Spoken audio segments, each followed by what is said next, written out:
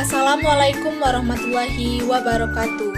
Baiklah, perkenalkan nama saya Bunga Emma Susanti, NIM 19591261 dari Prodi PGMI 5I. Hai anak-anak, bagaimana kabar kalian hari ini? Semoga dalam keadaan sehat, amin.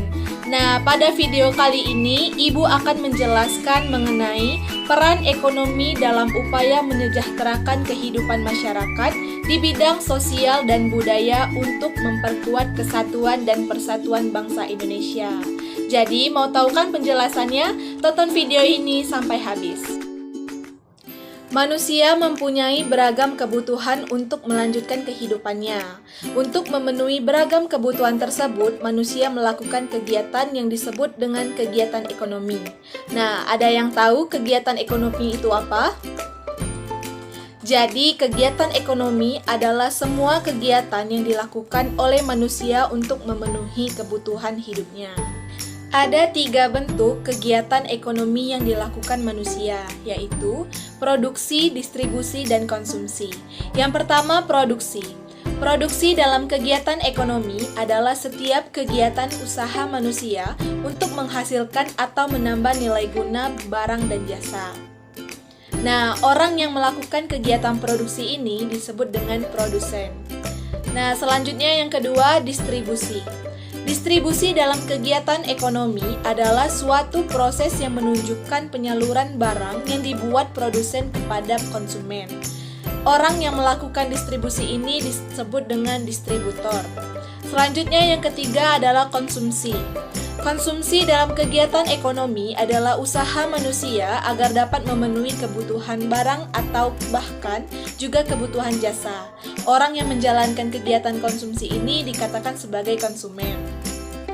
Jadi, perbedaan kegiatan ekonomi dalam masyarakat sangat mendukung dapat terpenuhinya semua kebutuhan manusia dengan cara saling bekerja sama.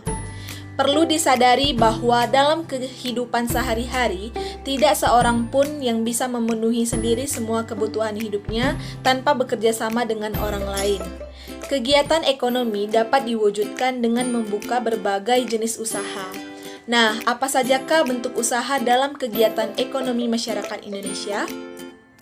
Berikut berbagai usaha dalam kegiatan ekonomi masyarakat Indonesia. Baiklah, yang pertama adalah pertanian. Usaha pertanian merupakan usaha yang paling banyak ditemukan dalam masyarakat Indonesia. Hal ini sesuai dengan keadaan alam Indonesia sebagai negara agraris. Nah, hasil pertanian Indonesia antara lain yaitu padi, jagung, ubi, dan lain-lain. Kemudian yang kedua adalah perkebunan.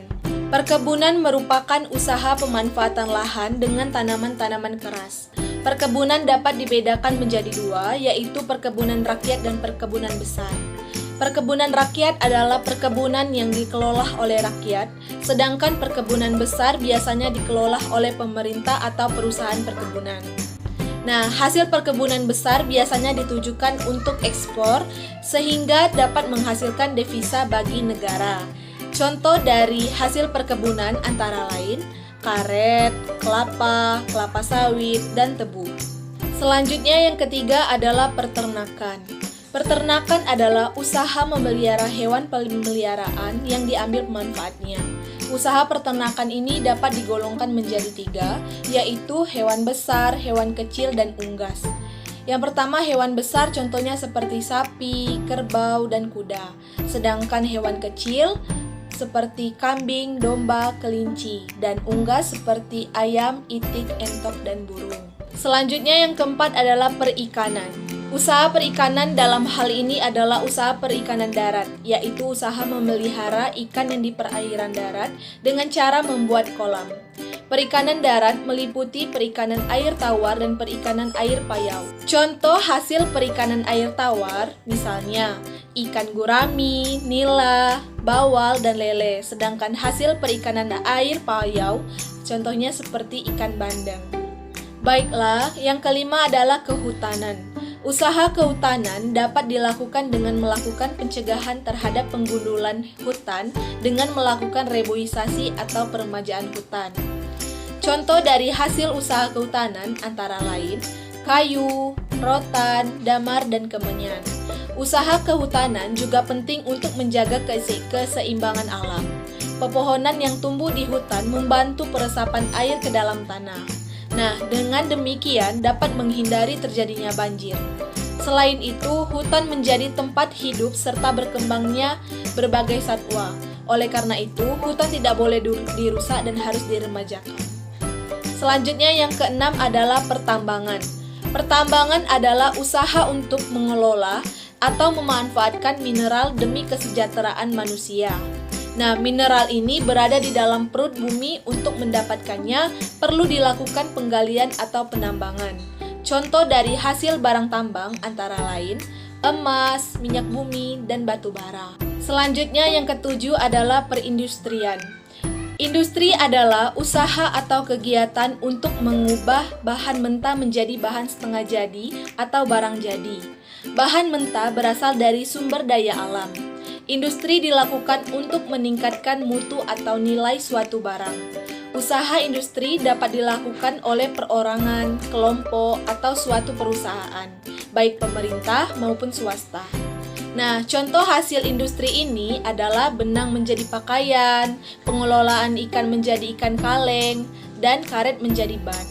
Selanjutnya yang kedelapan adalah perdagangan. Perdagangan adalah kegiatan yang bertujuan menyalurkan barang dan jasa dari produsen ke konsumen. Barang-barang yang diperdagangkan merupakan hasil-hasil pertanian, peternakan, perikanan, hutan, dan barang-barang hasil industri. Perdagangan dapat dilakukan antar negara disebut dengan ekspor-impor. Ekspor adalah usaha mengirim dan menjual barang ke luar negeri, sedangkan impor adalah usaha memasukkan dan membeli barang dari luar negeri. Kemudian yang terakhir adalah jasa. Usaha jasa adalah usaha menyediakan jasa, bukan produk benda untuk mendapatkan keuntungan atau laba. Nah, pekerjaan menjadi pemandu wisata merupakan bagian dari usaha jasa. Usaha-usaha dalam bidang jasa antara lain sebagai berikut, yaitu usaha beca, ojek, angkutan umum, dan bidang pariwisata lainnya. Lalu, apa peran ekonomi dalam upaya menyejahterakan kehidupan masyarakat di bidang sosial dan budaya?